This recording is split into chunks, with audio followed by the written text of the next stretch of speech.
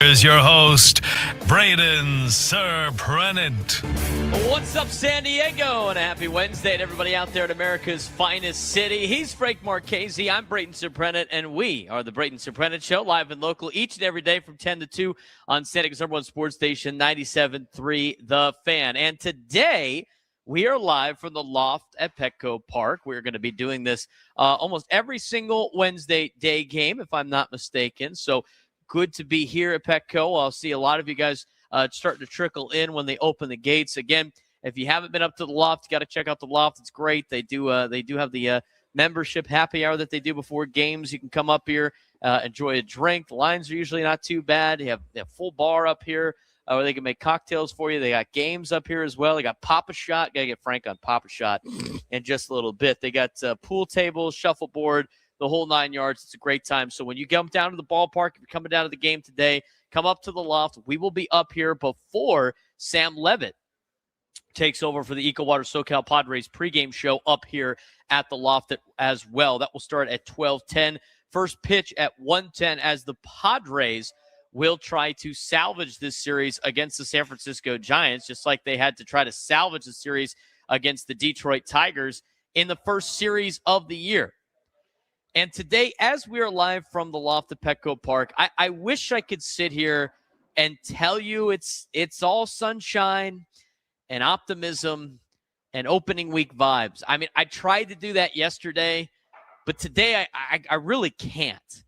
Because last night was just, it was not it. And that was a team that did not look ready to compete. That was a team that looked like they weren't locked in. That was a team that was not playing to its capability. That was a team that right now, through 5 games, just seems like they're searching. And I told you yesterday, I tried to talk you off the ledge. It's early. It's 5 games. Relax. Yeah, last night made that a little bit harder of a conversation today.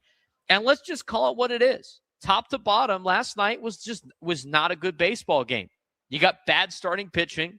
You had a lot of questionable coaching decisions. You had bullpen issues. You had defensive mistakes. And most importantly, an offense that right now is flat out killing this team. And that's where we have to start. The real problem of this team right now is the offense. And you could spin it however you want. You could talk about new philosophy. You could talk about timing. You could talk about it's early. But when you look at the numbers through 5 games, a 182 batting average as a team, a 515 OPS, 44 punch-outs to just 29 hits, that's not really working through it. That's getting dominated from the opposing pitching. And it's not like this lineup lacks talent. You have Fernando Tatis Jr., you have Manny Machado, you have Xander Bogaerts, you have a young star in Jackson Merrill. This is not a roster that should be putting up those numbers. And here's what's the most concerning part about this. It's not just that they're not hitting. They're not getting a lot of great at-bats. I mean, it's tough in some of these competitions with the at-bats. I mean, they had 1 good inning last night. 1. That's it. As Merrill said after the game, we hit for 1 inning. They just kept hitting. That's been the difference not only last night, that's been the difference every single game. I mean, the game itself last night felt like death by 1,000 paper cuts. I mean, you fell behind early again. First inning, boom, you're down 3-0. And in baseball, especially with the way this offense is swinging right now, that's going to feel like 10-0. Now, you got to give the Giants some credit. The Giants came in, did exactly what good teams do. They kept the pressure on. They had 16 hits. They didn't let up. They didn't have that dead inning the Padres have. And they passed the baton over and over and over again. That's what a functioning offense looks like, which is surprising, I think, for a lot of people because the Giants coming in to this series, had 1 run. They only scored 1 run. They tripled that amount on Monday.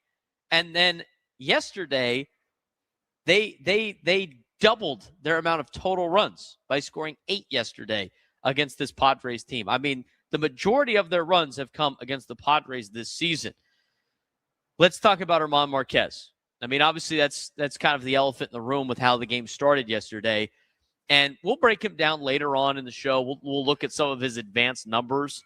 But I'm just going to say it right now. I don't know what you're going to get more out of Germán Márquez than what you got last night. And I don't think that's overreacting to one start, but we're watching a guy who was supposed to give you somewhat of a chance. I mean, we talked about it yesterday on the show. You need to get 5 innings, 3 runs or less out of your number 5 starter. You got somewhat that out of Walker Buehler. He was just an inning shy of completing that. And these two guys, to me, are 5A and 5B for that final spot. Griffin Canning pitched last night in Lake Elsinore in a rehab start. He's going to be doing that again later on next week. So hopefully Griffin Canning can come back soon. But in this battle between Walker Buehler and Germán Márquez, you got to lean Walker right now, especially after one start. I don't know how many more opportunities you could give Germán Márquez like last night. I mean, he just did not have really anything working for him. And you start looking at the analytics of Germán Márquez from last night, it doesn't paint like a better picture than what he accomplished last night. And I don't think that's overreacting to just one start, but we're just watching a guy who's supposed to give you more of a chance, and he didn't. He left pitches over the plate. He got hit. He fell behind early in counts. And yes, the home runs did barely scrape over the fence, but guess what? They still got out of here. And at this level, almost doesn't matter. The job of a back-end starter is simple: keep the game manageable. And he didn't. The only reason why it was somewhat close is because the offense for that one inning was able to scratch 3 runs across and make it a 1-run game. But then that led to some decision-making, by the Padres. And here's the thing about Craig Stammen, because this is where I think it gets tricky when it comes to this club. You could question some of the decisions and understand the situation. Both can be true. I mean, why is Ramon Laureano, your hottest hitter, getting a scheduled day off in Game 5 after you just had Sunday off? That didn't make a lot of sense to start the game yesterday. And the one that really didn't make a lot of sense is the Kyle Hart situation. Like, why is Kyle Hart going back out there for the 6th inning in a 1-run game when he already gave you 2 strong innings and Bradley Rodriguez is going to come in after? That's a leverage situation. That's a moment in the game. These are decisions that matter. But the reality is, Craig Stammen, look, you have to have patience with Craig Stammen because he's learning how to do this on the fly. This is his first time doing this. There are going to be growing pains. There are going to be the decisions where we sit here and go, what are we doing? But that's part of this process of him being the manager of the San Diego Padres. He's going to go through some growing pains. Whether or not we think that's a great decision for that to be happening with a team that is competing at this point, that's a different story. But you got to give him some leeway. He was not going to be a perfect manager out of the gate. I mean, that's a very difficult task to ask of anybody. I mean, Vitello had to deal with that the last series against the Yankees, but he's got some managerial experience at the college level. Craig Stammen's got no coaching experience. So for Craig, he's going to have to learn. He's learning on the fly and learning how to make some of these decisions. You have to give him a little bit of some leeway, but don't get it twisted. It's easy to blame the manager. It's easy to point to lineups. It's easy to point to pitching choices, but we have to be very clear here. This start of the season is not totally on the manager. This is on the players. The players are not playing to their level. The offense is not performing. The fundamentals are not there. You can't win games hitting $182 as a team. You just flat out can't.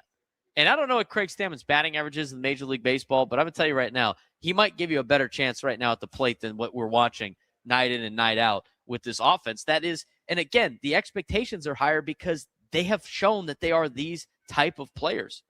They can't play to this uncharacteristic level that they're playing at right now. So if you look at the big picture, let's zoom out a second, because I know what some of you are thinking. It's 5 games, and you're right. Now, I think not a lot of people are thinking that based on some of the comments that we saw yesterday in the YouTube chat, not only on our show, but on Gwen and Chris, and also through the post-game show. It is 5 games. I think you can have that perspective, and there's a lot of baseball left. 162 games, and we're just talking about 5. But here's what you do have to push back a little bit, and this is where, you can see both sides of these things. I can sit here and say it's only 5 games, but I can also sit here and say how they're losing is not a recipe for long-term success. It's not like they're going out there and they look really good and they're just getting beat. They are not playing to the level of their expectations, and they are not playing to the level of their ability. Because here's the deal. It's the way they're losing. If you're losing tight games, if you're grinding out at bats, if you're hitting balls hard, and you're getting that's baseball, we can make the argument that it's early in the season. They're playing good ball, but you know what? They're just not coming through and getting wins. But when you're not hitting, when you're falling behind early in games, when you're not executing defensively, when you're not putting together consistent innings, that's where concern creeps in. Now, the good news is, and yes, there is some good news, because I'm not here to bury them 5 games into the season. This team can hit. We've seen it. We know what Tatis, Machado, and Bogarts can do. We know that Merrill is a rising star. We know the offense is better than this. And here's the bottom line. They just have to flat out show it. Not talk about it, not say it's early, not say we'll figure it out. They need to start showing it as we continue in the rest of this homestand, which is today, the final day.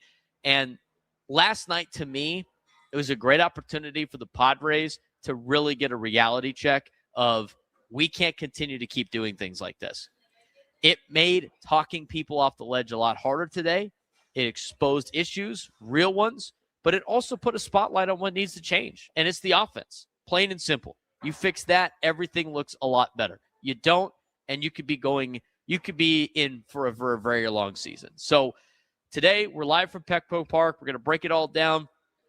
We're going to talk about Germán Márquez and what his outing was like yesterday. We'll go through the sequence of Kyle Hart and Germán Márquez. We'll talk about the lineup yesterday. We have already gotten a lineup out today that we will talk about. A quick show for us up here at the Loft. But, Frank, last night, I think you can have both perspectives of what we watched last night is how you should never play a game the rest of the year, while also saying at the same time, you've got to give them an opportunity to play their way out of this because it's only 5 games. It's a little bit of both, but at the same time, last night could be the, reality check that this team definitely needs to get things going. And we'll see whether or not that is true with how they play today. With how yesterday started, you have now spotted the opposing team's ace 3 runs or more in 2 of the 5 games that you've played. That is not a recipe for winning. You had defensive miscues last night. You had Manny lose the handle on one. You had a ball drop between Merrill and Fernando in right field. That doesn't normally happen. You can't have that.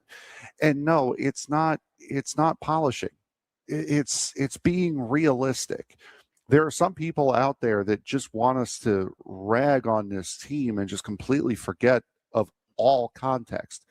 It's not how this works. You need to look at the season in a whole. It's not just a couple of games.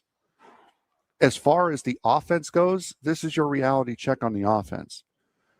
Padres right now, second to last in Major League Baseball on batting average. You are third to last in Major League Baseball in hits. You are second to last, tied for second to last in home runs. You are tied for second to last in runs scored.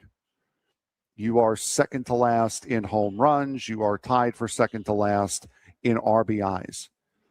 This offense, which was supposed to be so potent, and we're talking about how deep this lineup is doing absolutely nothing.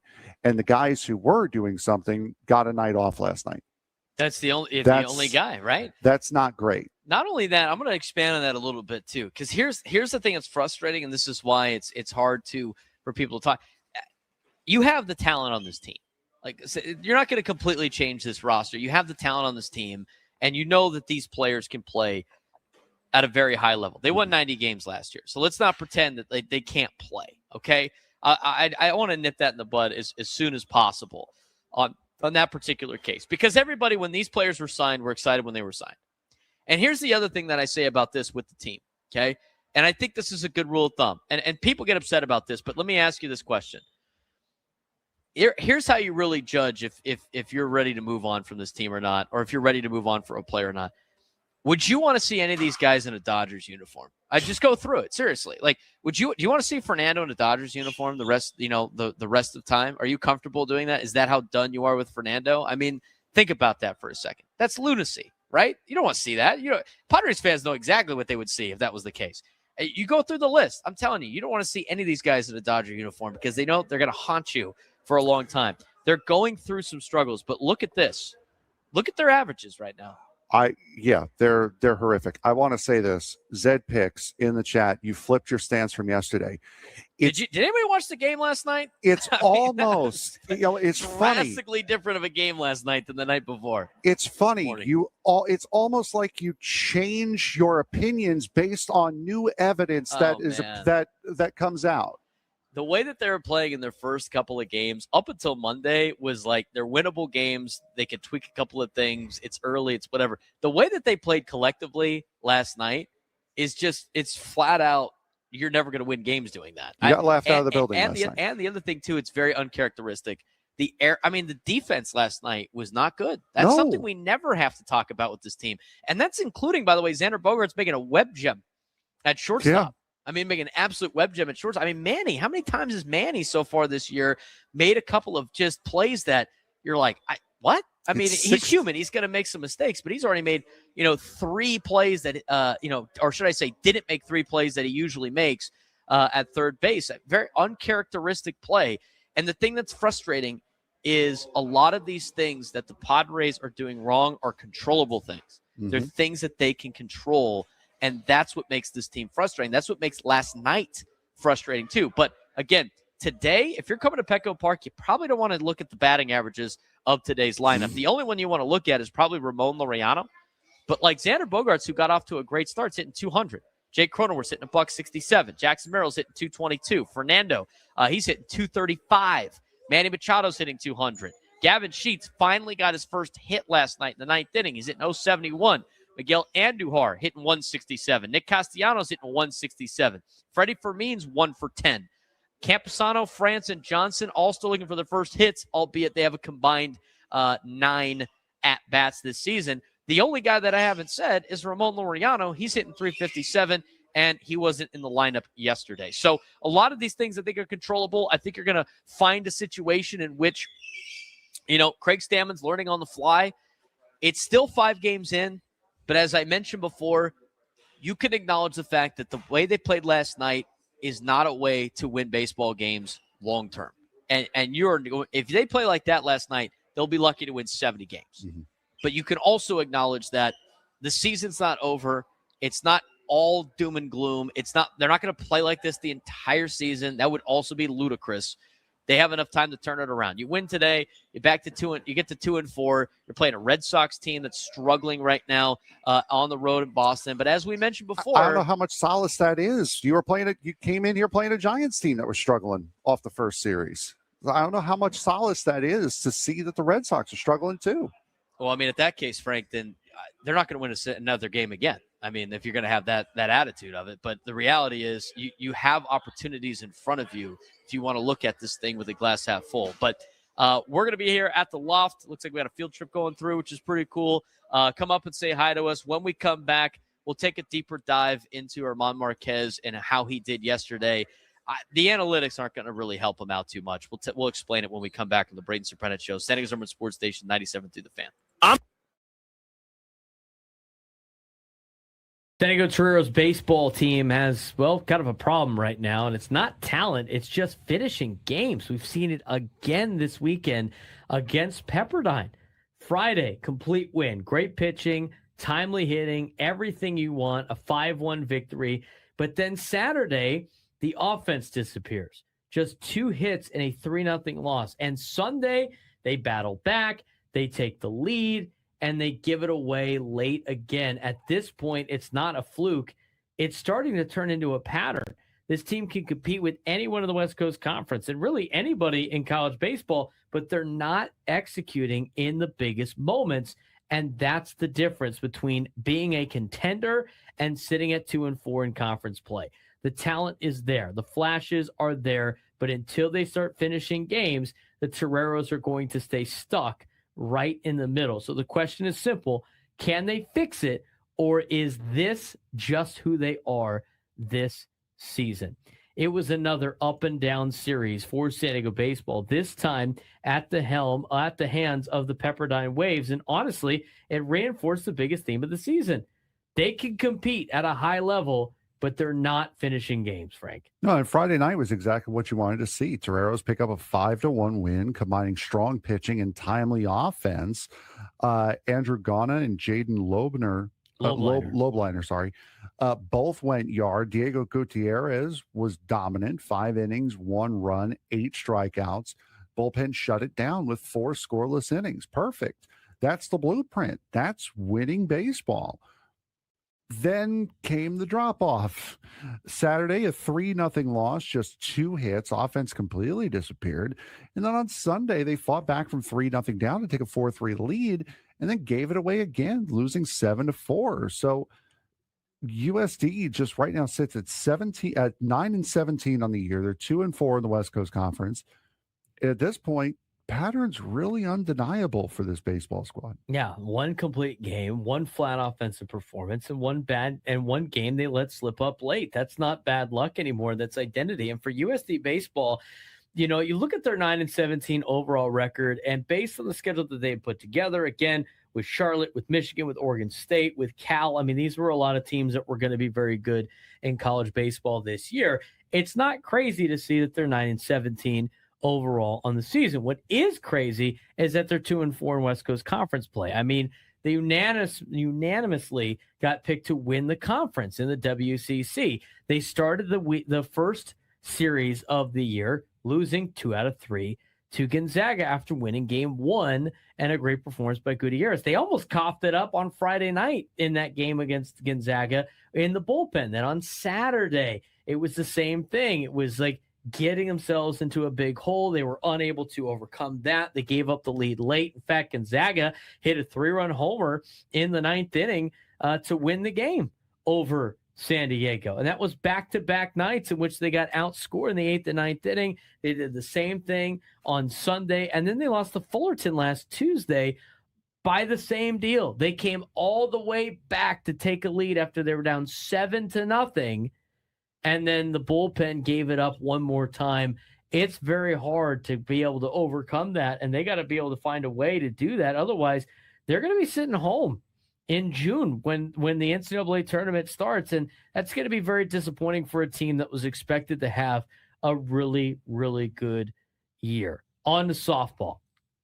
Fight, firepower, and finally a finish. Speaking of finishing, San Diego Toreros softball has had a similar roller coaster, but a better ending this time. Facing the Oregon State Beavers to open conference play, they lost 9-6 on Friday, but showed serious fight with a 5-run inning to nearly come back. Saturday, even tougher. They took the lead late, only to lose in a walk-off grand slam. But Sunday, Frank, they finally got it flipped. Yeah, the Toreros exploded for an 8-2 win, powered by a 3-run home run by Abriel Diaz, another bomb from Shaughnessy Hogue Lacey, who homered in all 3 games, and Kelsey Tadlock had 6 2/3 strong innings.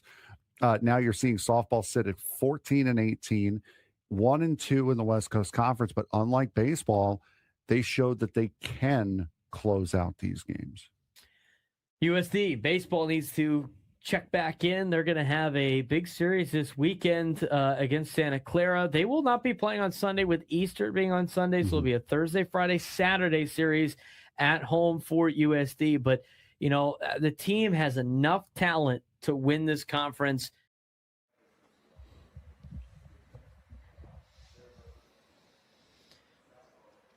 We usually broadcast live from the Billhouse Studios. We know how, but today we are live at the Loft up at Petco Park, 3rd deck of the Western Metal Supply Company building. We are going to be here up until the EcoWater SoCal Padres pregame show with Sam Levitt. Today is April 1st. Did you see Azusa Pacific is replacing Notre Dame on USC's schedule? Wow. No, they're not. Did you see that Dickie Lovelady just got a 3-year, $15 million contract for the Mets? I did not see that. Yeah. I also have seen a lot of Here's what I don't like about the April Fool's jokes from a lot of these accounts are like new uniforms that actually look sick that they end up not going with. Yeah, I know. That's just rude. That's rude. It's so rude. What did we warned everybody yesterday? Be careful. Be careful today on social media. Be careful on the streets of social media. Let me see. There was another one that Padres sleeper had. I don't remember exactly what it was. Interesting. Yeah, you could find that for us. We're going to be up here until the Equal Water SoCal Padres pregame show, which will be at 12:10 with Sam Levitt. First pitch for the Padres and Giants at 1:10 down here at Petco Park. Final game of the opening homestand here in San Diego before the Padres go on to play the Boston Red Sox over the weekend, and then we'll take on the Pittsburgh Pirates next week. So hopefully an opportunity for the Padres to get back on track, but it would be nice to have a happy flight to Boston this afternoon, this evening. I will hopefully be having a happy flight tomorrow morning to Boston, going to Boston Logan tomorrow to enjoy. I'm going to go to the Padres Red Sox game on Saturday. Fat chance you're going to see me on Red Sox opening day. I just was not going to be a part of that particular deal, so have to go watch the game somewhere doing the Freedom Trail, I think, on Friday. Okay. A little history out there as well. I think the weather's gotten better too, if I looked correctly, which is great. It's not expected to snow now. It's hard to go from incredibly hot days here at Petco Park to going like, oh, let's play a baseball game in the snow. So we'll see. The weather always likes to change multiple times before we leave.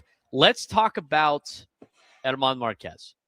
I have the pitcher list stats that you see, pitcher list PLV on social media. They do a full breakdown of outings for starting pitchers, and they had one on Germán Márquez. And if you look at the quick box score, you'll see the ugly part of this particular breakdown, which is at the top of that graphic. And it's the fact it's this line. 3 innings, gave up 4 earned runs on 8 hits, including 2 long balls, walked 1, struck out only 1, and he only had 2 whiffs in terms of, swings and misses the whole night. Only 2. I mean, we talked about Walker Buehler only having 8. And Germán Márquez had 2 the whole night. He threw 65 pitches total, and the key efficiency number here is 26% on his CSW, which is called strikes and whiffs.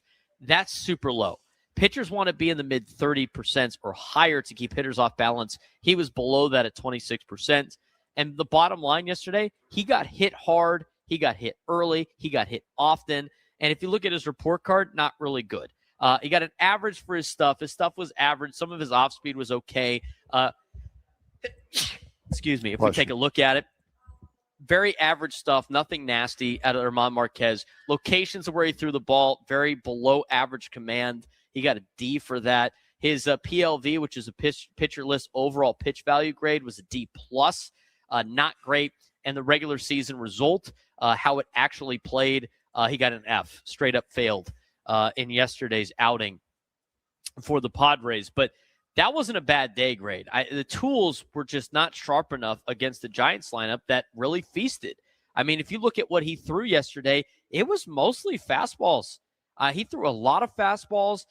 He threw a lot of four-seam fastballs to lefties. He threw a lot of four-seam fastballs to righties. I mean, 34 of the pitches he threw to left-handed hitters were fastballs. 53%. Sorry, 53% of the 34 pitches he threw against left-handed hitters were fastballs. He threw 64% of the 31 pitches against right-handers fastballs. And his velocity, by the way, 93.8 miles an hour. That's down 1 mile an hour off his average of last year.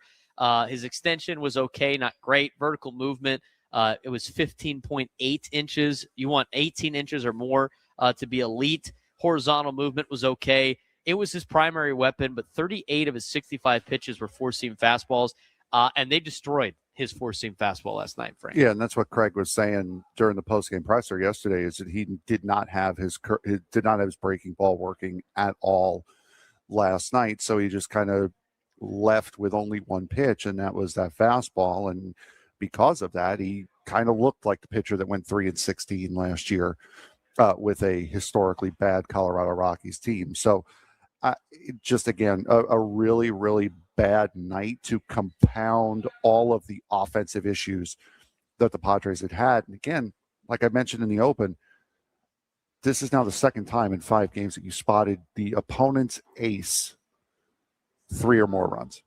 You look at like just the way his pitches moved last night. His fastballs were, a lot of rise up in the zone. His curveballs had the big downward break. And if you look at the couple of sinkers that he threw mixed with the changeups, you could see why he got hit. I mean, fastballs were staying up, and when he tried to bury the curveball, it wasn't biting hard enough. That was one of the home runs that was hit out of the ballpark yesterday. Against lefties, he got a D rating. A ton of pitches middle up and middle in, and a lot of fastballs in the heart of the zone against lefties. And against righties, it's a very similar story. You got a D+ against right-handed hitters, fastballs and curveballs leaking back over the plate instead of on the edges. I mean, he didn't have the command to paint the corners or change eye levels effectively. Pitch-by-pitch breakdown. I mean, you go through his pitch-by-pitch breakdown on his pitch site metrics, there's not a lot of good positive notes out of last night's outing for Germán Márquez. No, not at all. I mean, there's about, I mean, you're talking about wanting to try to earn yourself a job, and we're talking about Walker Buehler only needing to beat out Germán Márquez for that 5th spot, at least when Griffin Canning or Joe Musgrove comes back. That was probably the worst start you could have possibly had if you were Germán Márquez trying to stay on this team for the first guy off the IL to come back. Right. So his fastball was straight and hittable, no whiffs at all on 38 of them. Curveball was his best pitch by far in terms of his stuff. He had a high stuff grade on his curveball, but he didn't get enough swing and misses with it. And everything was basically an afterthought after that. So, I mean, he came out throwing a ton of fastballs at 93, 94, but they stayed up in the zone, and the Giants hammered them last night. 2 homers and a bunch of hard contact in just 3 innings. His curveball had some bite, but not enough swing and misses. His command was off. It was a rough, short night for the veteran right-hander. And with the stuff being average at best, the command being below average, and the results coming in as an F, I mean, this is something that, I can't find too many positives to be like, hey, with Walker Buehler, at least he looked good when he got ahead in counts. He gave you what you were kind of expecting in a number 5 starter. For Germán Márquez, I mean, I don't know how many more outings he is going to get with this Padres team if he has another one like that. No, this is exactly what you feared. I mean, and you not taking Tristan McKenzie over this, not taking Matt Waldron, not taking a couple of other guys that you had, Marco Gonzalez being one of them. This was the risk you ran, and Germán Márquez had an advantage on all of them because he actually had a major league contract. Right. So not a great start for Germán Márquez, and you would have to assume at least through the first trip through the rotation, because that's all this is. It's just the first trip that between him and Walker Buehler, most likely when Griffin Canning comes back or when Joe Musgrove comes back, Márquez is probably going to be the one to go. I would imagine so right now. And here's the thing with this extended spring training or extended tryouts, you don't get a lot of opportunities. And right now, Walker Buehler looks like he has surpassed Germán Márquez, and we'll see what happens in the next round through the rotation, at least until Griffin Canning comes back. The sequence, what happened yesterday, I don't think Craig Stammen has made a ton of mistakes so far this year, but there have been a couple that I think are interesting to talk about. And yesterday was about Kyle Hart and Bradley Rodriguez, where kind of the game really fell out of line. And I'm going to mention this again. The offense needs to get going, but an interesting decision. We'll break it down when we come back on the Braden Surprenant Show, standing as number Sports Station 97 through the Fan.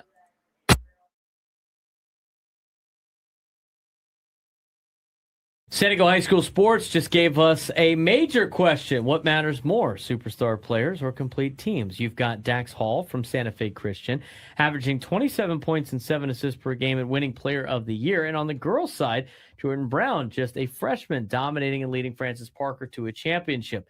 That's superstar impact. But then look at teams like Cathedral Catholic Baseball, ranked number 1 in depth everywhere, or Carlsbad Softball, undefeated and loaded across the lineup. So what actually wins in San Diego High School sports? One elite player or an entire roster of contributors? Because when playoff time comes, that difference could decide everything.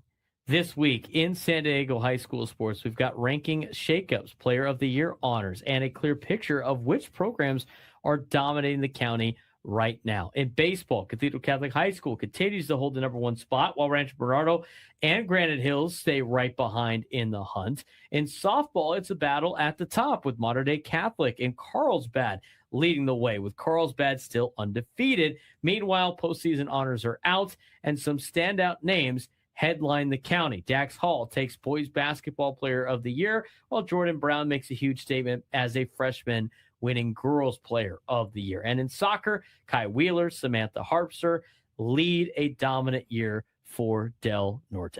Yep, San Diego high school sports are starting to separate contenders from the rest. And this week, we've got a clear picture thanks to updated rankings and postseason awards between dominant number one teams, undefeated programs, and some elite individual performances.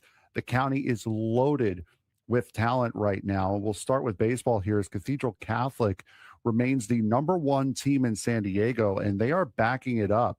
They've got wins, depth, and most importantly, the most complete roster in the county, but also keeping an eye on Rancho Bernardo and Granite Hills. Both teams are right there, capable of making a run. And here's the sneaky storyline. Ramona, currently sitting at 8-0, undefeated, ranked ninth, might be one of those teams really flying under the radar right now and are having a very, very good season in the process. And softball is shaping up to be one of the best races we've seen in a while. Mater Dei Catholic holds the top spot, but Carlsbad is undefeated at 10-0 and right behind them. That's the kind of matchup that could define the season when playoffs roll around. And don't overlook teams like Bonita Vista and Escondido Charter. Both are having strong seasons and capable of making deep runs, which leads to our Player of the Year awards that have come from the winter sports. Let's talk about some of the top players in San Diego this year. Dax Hall from Santa Fe Christian was named Boys Basketball Player of the Year, and deservedly so. He averaged 27 points and 7 assists per game, leading the county in both categories. That's not just scoring, that's complete offensive control. And Frank, on the girls' side, it's Francis Parker, freshman, Jordan Brown, who wins Player of the Year, a freshman. Very impressive. You'll love seeing the underclassmen get one over. She averaged 20 points per game and led her team to an open division title. That tells you everything you need to know about her impact for Francis Parker girls basketball.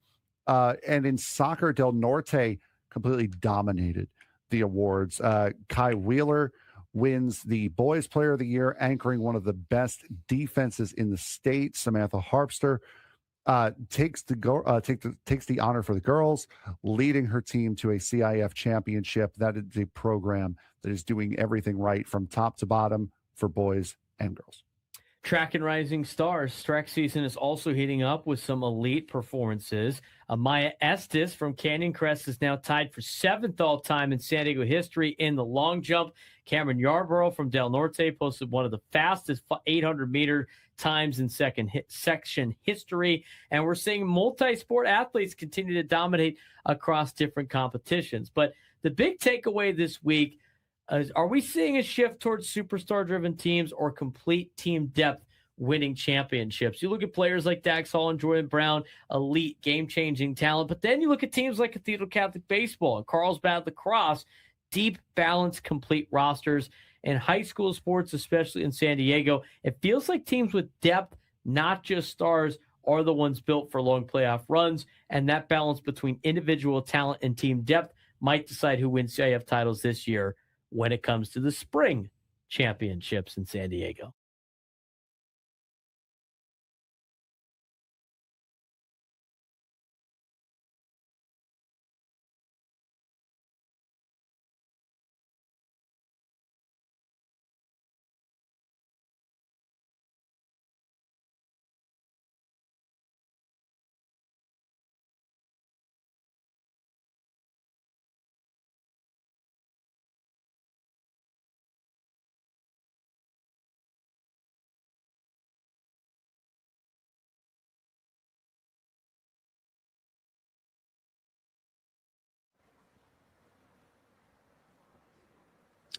All guests on 97 to the Fan. Join us on the SDCCU Fan Hotline. It's not Big Bank Banking. It's better. He's Frank Marchese. I'm Braden Surprenant. We are the Braden Surprenant Show, live and local each and every day from 10 to 2 on San Diego's #1 sports station, 97.3 The Fan. We are broadcasting live at the Loft. We're going to be up here for another hour or so as the EcoWater SoCal Padres pregame show with Sam Levitt will get underway at 12:10 first pitch. Padres and Giants at 1:10.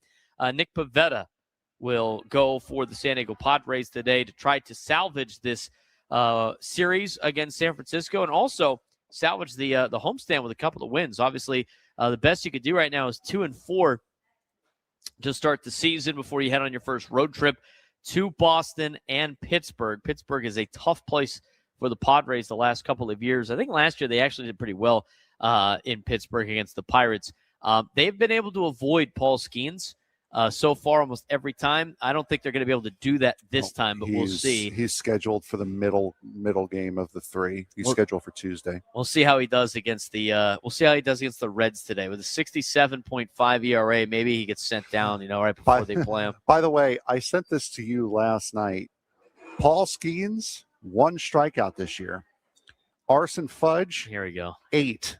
Here we Arson Fudge for Cy Young. Maybe that needs to be a new segment on the show. Frank makes fun of Aaron Judge. And Frank makes fun of the best player in the American League with dad jokes. That's a foul. All right, let's talk about the sequence yesterday with Kyle Hart and with Bradley Rodriguez. Because, again, this is another situation where Craig Stammen's learning on the fly.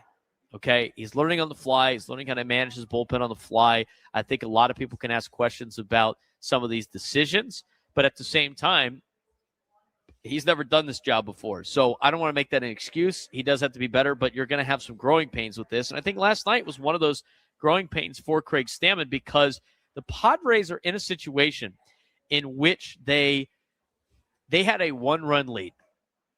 And Kyle Hart had pitched 2 great innings. He gave up the double to Jung-Hoo Lee, but then Jung-Hoo Lee tried to make it into a triple. He got thrown at third base, but he went unscathed in those 2 innings of relief, which is great for the Padres. But I just felt like last night you were playing with a little bit of fire, throwing Kyle Hart out there for a 3rd inning. And he started the top of the 6th with the Padres trailing 4-3 and had already thrown 2 clean innings in the top of the 4th and the top of the 5th.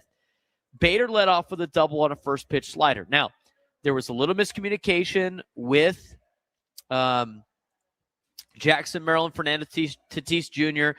If they're able to make that catch, all of a sudden this changes a little bit. But this is where you lost the game, was the 6th inning when he gave up 4 runs. I mean, if it's still a 1-run game, you throw up a 0 there, you feel like you got a chance. Maybe the offense can find a spark. But Bader leads off with a double on a first pitch slider at 88 miles an hour. Then Bailey walked on 4 pitches. So now you got runners on first and second and nobody out. They leave Hart in to face Schmidt. He gets Schmidt to strike out looking, which is a good recovery with his splitters and his sinker for Kyle Hart. And then Adames comes up. And now here's the lot. This is what Craig Stammen said after the game. He wanted Hart to face Devers because Devers was coming up, and Devers he's a switch hitter, right? If I'm not mistaken, off the top of my head. Or is he a lefty? I think he's a switch hitter, right? Oh, he's a lefty. Okay, so he is a lefty. So you wanted the lefty-lefty matchup against Rafael Devers. So you had to have him go through Adames. But the reality of the situation is, regardless of because you had Bradley Rodriguez starting to warm up now in the 6th inning, someone was going to have to flip on the righty-lefty situation, right? So they tried to keep Hart in to face Devers, but he had to get through Adames. Now, he's already faced 3 guys currently in the inning, and he has 2 runners on with only 1 out.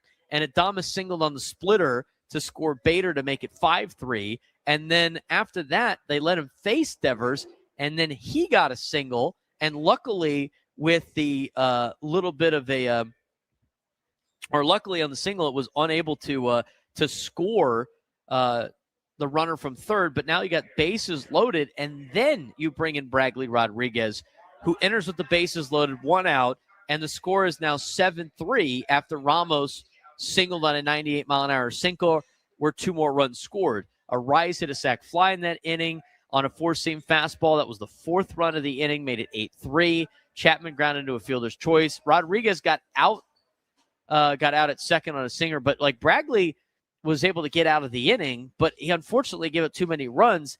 and the Hart gets charged with all the damage. He gives up 4 runs in the 6th inning. He goes 2 1/3 innings that day, total yesterday, and now he's got a bloated line when you could have got him out of there and feeling confident with 2 innings of scoreless ball and have Bragley start the brand new inning. This, to me, was a sequence that really didn't work out for the San Diego Padres. And we're going to talk about Bragley Rodriguez and his stuff in a second. He had pretty good stuff last night, but you threw him into a tough situation where if you gave him the clean inning, you might be only down 1 after the 6th, instead chasing an insurmountable lead. The only way you have Kyle Hart pitch that next inning is if you're leading off with a lefty. You have Harrison Bader's a righty. Bailey is a switch hitter, so he's going to counter whatever you do anyway. Schmidt's a righty. Adames is a righty. So you had Kyle Hart come in for a batter that was 5 batters down the line. You could have gotten out of the inning and then had another lefty come in to face Rafael Devers, because they're not going to take Devers out of the lineup. So that explanation really doesn't make a lot of sense, because you had the ability to get out of that inning and get another pitcher in to get the lefty-lefty matchup. Now, if Bader was a lefty, or if Bailey was a lefty, then yes, I understand a little bit more waiting for that lefty-lefty matchup. But your matchup that you were wanting was 5 hitters away. No, he said that's why they didn't bring Bragley in to face Adames. Was he wanted Hart at that point? He's already made it through most of the thing. They wanted he can wait. He could try to get one more batter out. That's what his logic was. I will accept that answer, but at the same time, he probably should have had. And here's where I counter you on the deal. If you think you can sneak another inning out of Hart to preserve the bullpen, okay, fine. I will buy that. But Bragley should have been warming up at the beginning part of the inning, and first sign of trouble, first runner you're on. going to Bragley and have Bragley come in with a runner on second and nobody out, and see if he could get, strand Bader at second base. That to me should have been the decision. But now here's the problem with going with Hart for an extra inning is now he looked really good in his first 2 innings, and now he leaves with 4 runs tacked onto his stat line and not that sense of confidence that you need in these players early in the season. I think that was a tough decision yesterday. And you look at the way Rodriguez pitched, when you look at his actual competition or how everything played out with his outing yesterday, he went 1 2/3, did not give up any earned runs because they were all charged to Hart for loading the bases. 1 hit, 1 strikeout, no walks on 17 pitches, and he had an 82.4% strike rate yesterday. Extremely efficient despite the messy inherited situation. He had 17 total pitches. He threw 7 fastballs that were coming at 97 miles an hour on average, with a good rise, had above average on the stuff, a grade 70 on the stuff. He threw it up in the zone with a 71.4% zone rate and a 50% chase rate, and his expected weighted on base average on contact was 234.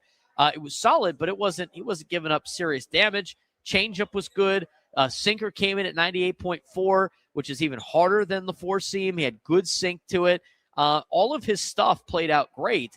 Sinkers and 4-seamers sat up with a little arm side life. Changeups had big arm side run. His arm angle was good. Locations versus lefties were mostly middle in and some elevation. Versus righties were more scattered but aggressive.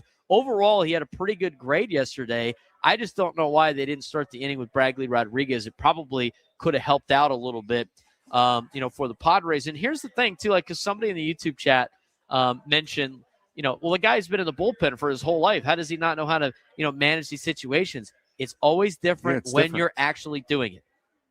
I say that as a coach all the time. I learned that from my dad, who was a coach for a long time. The difference is now he's putting his product out there.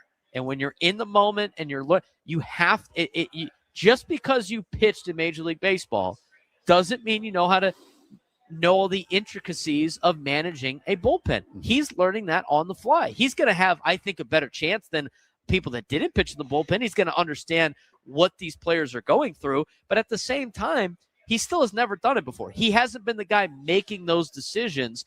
And this was a tough one for Craig Stammen last night. I think you could go back to Friday and you can talk about maybe Morejon going 2 innings and going a little bit too early in the game. I think you can have that conversation as well. I think the bullpen management so far for Craig Stammen's been okay. I don't think it's been spectacular, but last night I think they played too much with fire with Kyle Hart going an extra inning, and I think they got burned. And Kyle Hart, I mean, he's thrown 4 and a third innings now in 2 games. Plus, also remember he was warming up in the first inning on opening day. So he has worked a lot. Another guy who's worked a lot, and I heard Sam mention this on the postgame last night, David Morgan's thrown in 4 of the first 5 games of the season. I can't believe they used him again last night. And he's thrown 5 innings.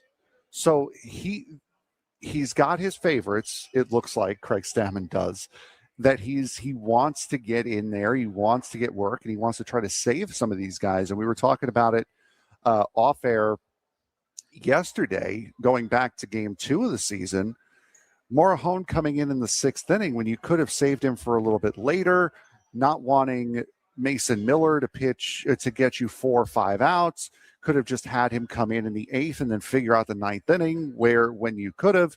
So, I mean, there's so many things that you could have done already over these first 5 games to help expand the bullpen a little bit, to help give you some rest and maybe sneak a win or 2 out of this season so far. So it's, again, we said it during spring training. There is going to be a learning curve here.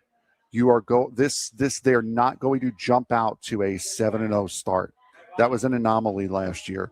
They are not going to be able, they're going to be fighting and scratching and clawing in the first month and a half of the season. It's not going to be easy. It's not going to look good. And we're seeing that right now. We're seeing what we said play out. There's some pros and cons of last night with the move. Now, the pros were, once the bases were loaded, going to the 22-year-old flamethrower was the right call. Rodriguez showed exactly why he's a top 10 Padres prospect, though. I mean, his stuff looked good last night, even though they got hit a little bit. But once you brought in him with the bases loaded, that turned a salvageable spot into a near certain multi-run inning. Yeah. Mm-hmm. A cleaner look or earlier hook for Hart would have let Rodriguez attack with the bases empty and potentially keep the game closer. Early April obviously is about managing workloads. No need to stretch out the veteran lefty when you have this kind of high upside power already. I also think that, it's kind of being a little contradictory with the way that the bullpen is being managed with some of these conversations, because, they didn't want Mason Miller to get a 4-out save. Fine. Okay. 4 or 5 out save on Friday. Fine. Sounds good. We got to keep him fresh. But you let Morejon go 2 innings that night. Yeah. You've let David Morgan throw 5 innings already. You let Kyle Hart, who has already pitched this season, you are letting him go potentially a 3rd inning and go up there with a lot more pitches. I don't, it's just kind of back and forth. I feel like they're still trying to figure out what they want their strategy to be, not only with this, but also and we're going to talk about this later on the next hour, the ABS conversation. I'm so glad they asked Craig Stammen about it yesterday, and I want to play that for you in the next hour. When they asked Craig Stammen about the ABS strategy, they're still trying to figure it out. They're still trying to learn, and you know what? I think that's a fair answer, because this is new to a lot of people. Aside from anybody that played in AAA last year, this is new to a lot of people. And the other thing too, because everybody wanted to crush Fernando for a couple of days ago by not challenging the pitch. Oh, therefore he's not locked in. He doesn't want to win. He doesn't care. That is the dumbest thing I have ever heard in my life. You got a guy that's been playing baseball for 27 years, 26 years of his life. Mm-hmm. Out of the 26 years he's been on this planet, he's never had that before.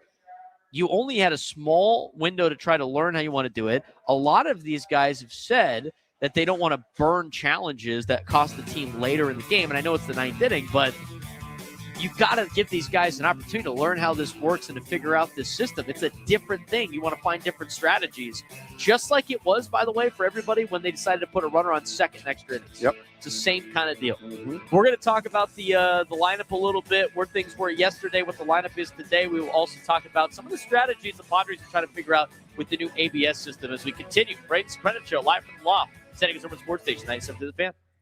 Chris Ello from Gwynn and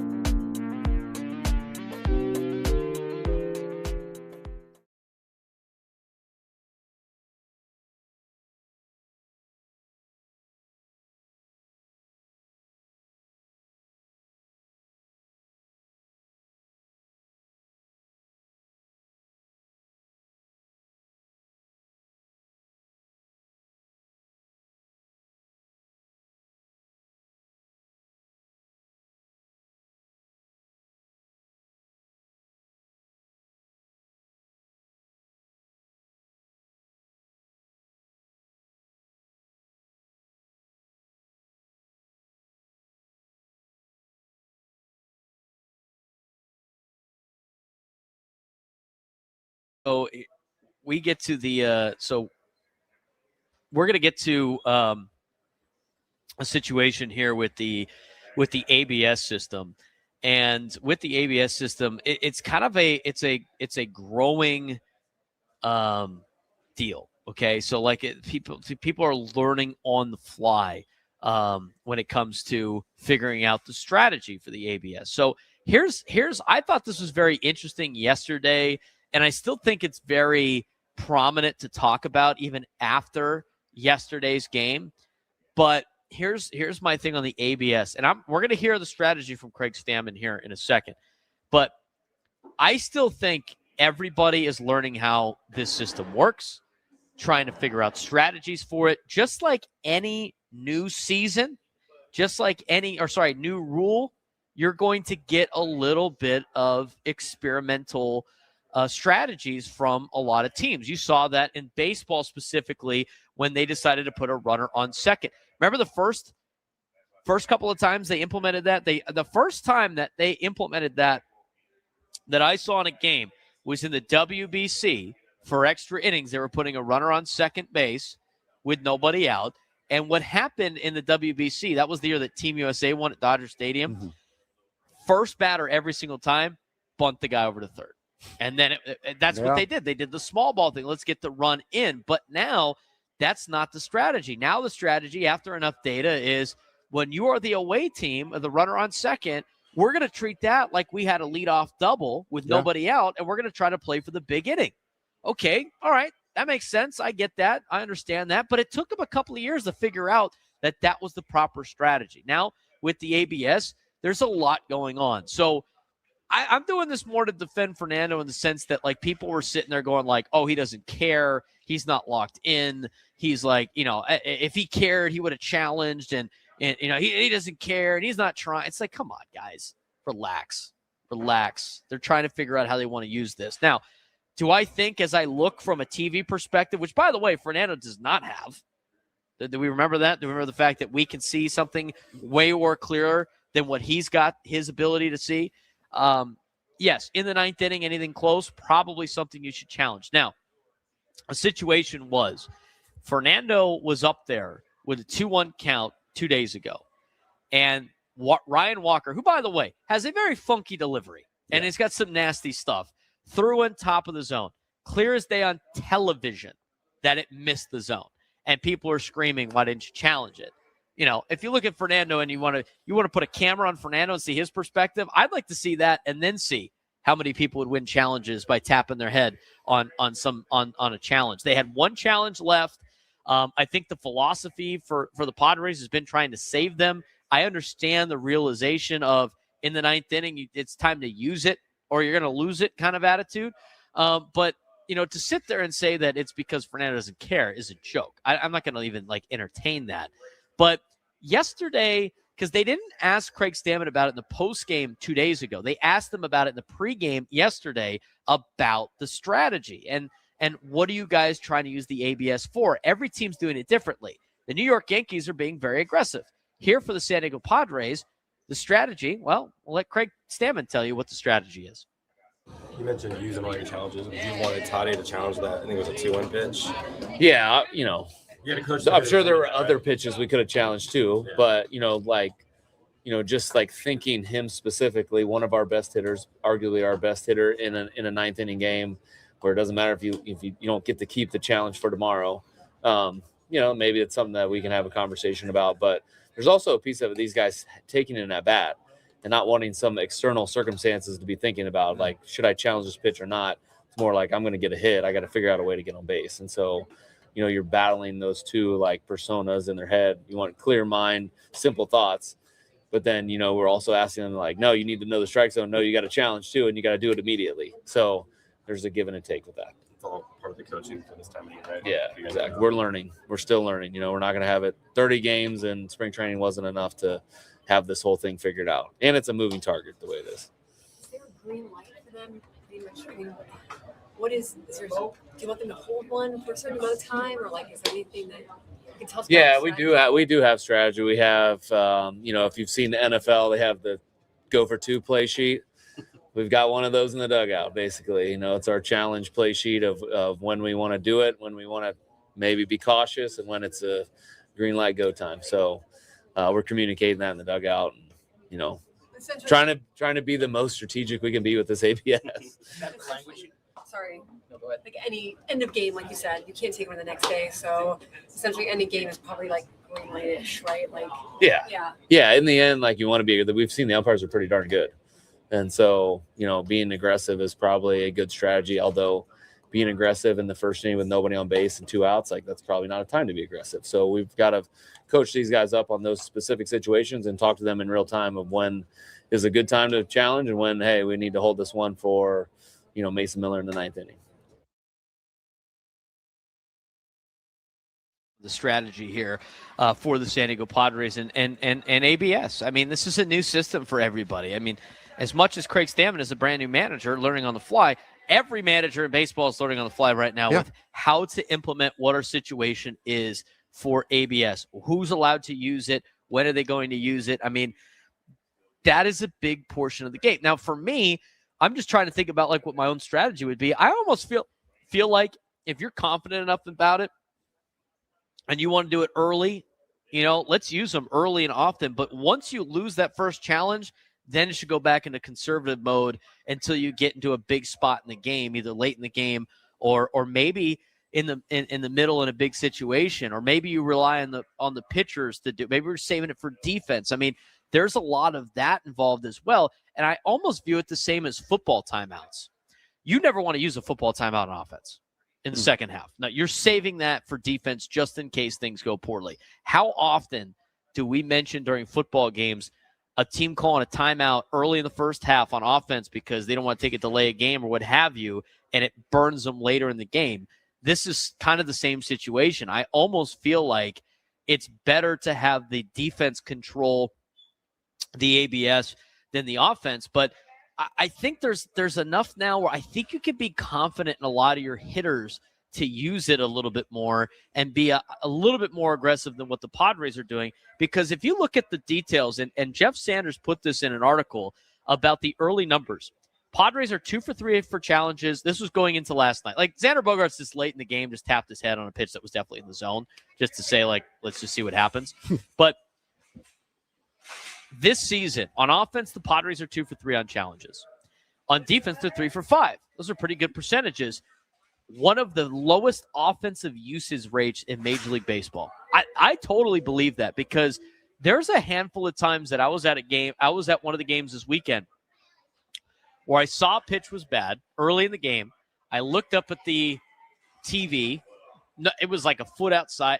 Nobody had any thought of potentially challenging it. And that immediately popped into my head of I wonder what the strategy is that they have told these players. And obviously right now it's a little bit on the conservative side. I think they can open it up a little bit.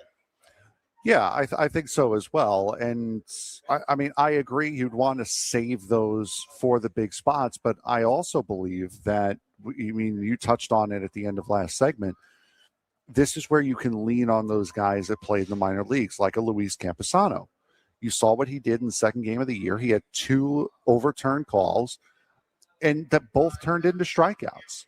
You can lean on those guys that have experience with this and maybe tell Fermin or tell whoever, this is how we used it. Let's maybe try to start looking into using it in that way. So I think you can get experience, of course, by going out there and using it. And of course, you may screw up your overturn call percentage if that's something you care about. Or you can look inside. You can take a look at a guy like Luis Campusano, who's playing in the minor leagues most of last season and got to use it most of last season. Based on the success rate right now from a lot of players, I almost feel like it's time to be aggressive with the ABS on close pitches. Yeah. And then, if you lose one, dial it back a bit. But here's the other thing too. You could potentially win games early in the game on flipping some calls at ABS where you don't need it. And it could also in the ninth help. Inning. And it could also help because there was a situation, I believe it was last night or 2 nights ago, where Trent Grisham had a pitch, like here's the top of the strike zone. The pitch was here. Umpire called it a strike. Overturned. 2 pitches later in the at-bat, top of the strike zone, the pitch was here, and he called it a ball. Right. So you can help train the umpire in that way too, to where if he does get a call, if he does make a wrong call, if you nip that in the bud early and you realize and you show him, hey, that was way up, there's a very good chance that he could bring that strike zone down to compensate for the mistake that he just made. I want to get back to the Padres in a second, but I'm gonna go off of what you just mentioned with the umpires. I think it has made the umpires way better. I think they have been way better on calling ball, aside from CB Buckner. Unless you're CB Buckner. Unless you're certified blind Buckner. I don't know. I honestly think, like last night, there was a couple of times watching the game where there were pitches that were close that you would see the umpire give pitchers that they weren't giving them last night. Yeah. And I think it's going to make them a lot better. And especially if you are using those challenges early in the season, early in the game, as you mentioned, he's going to get a better view of the strike zone. It's almost like he can train himself looking at like, okay, that's where that is on the perspective, because he doesn't have the box. No. Right? He doesn't have the perspective of the box. Maybe it helps him on outside pitches. I mean, as somebody that umpired for 15 years, I umpired for 15 years, not at a high level, right? But I have been behind there. And when you set up for your different spots to umpire, you have to, like, there's a couple of areas that you're given. Yeah. Like, you want to be dialed in. How we were trained, and maybe it's changed now, but before it's like you wanted to line up on the inside part of the plate because you were going to have that dialed in, have your eyes at the top of the zone, so anything below your eyes can be good. And what that gives up is a little bit of the low pitches and the outside pitches you can't see. So you kind of have to like somewhat eyeball it, and you're not going to be as accurate on the outside part of the plate. You have to give something up. But as you mentioned, Frank, and I think this is going to be really good for the umpires moving forward, I think, as you're right, I think it is training them a little bit. I think the umpiring behind the plate has been really good. I think even the guys that have missed calls, they're not missing by much. No. I mean, it shows you just how good these umpires are. But I think you're right. I think it really might change the strike zone as the game's going on for an umpire of, all right, this is too high at this point in time. Let's move it down a little bit, because he doesn't want to see it on the board 1,500 times. And it shows that if you call it out, they're not going to get mad at you. They're not going to change their strike zone. They're going to see that, and they're going to learn. Because they want to get it right. Yeah, they want to get it right. So 100%. If you show that early, and if you kind of establish and help the umpire establish where the strike zone is, some players may not want to, because I had made a joke about it in the press box on Saturday with Kevin McGonigal. You're a rookie. You're off to this great start. Right. At what point are you okay to tap the head without looking like you're showing up the umpire? That's right. So I would, if some players might have that mentality of, I don't want to show this dude up, but you can also have that mentality of, I'm trying to help you right now. Like that is consistently high. That is going to be, I can tell that's going to be an issue. Let me try to help you out here and try to bring this strike zone down. Obviously not just for us, but for the other team as well. Let's look at that situation like one more time. This is why, it's a missed opportunity. And again, another thing that really didn't go their way. Unfortunately, you learn the most from your mistakes. And so hopefully the Padres learn from this mistake. But this is why this call on Monday was so huge to not, why they didn't challenge. And it's laid out in the article by Jeff Sanders. Situation was 9th inning, Fernando Tatis Jr. at the plate, runner on first. You have the tying run on deck. Mm-hmm. It's a 2-1 pitch that's called a strike, but it looked high. And if you look at it, if you watch the replay on television, I'm sure you saw it on social media. It was high. It's significant. It's not like it's close to touching the top of the zone. I mean, it is definitely high. Up. And why that mattered is it completely flips the at-bat. Again, you want to get into hitter counts. And Fernando with a 2-2 count, his OPS is a 442. Fernando with a 3-1 count, his OPS is 1518. I mean, that is a drastic shift.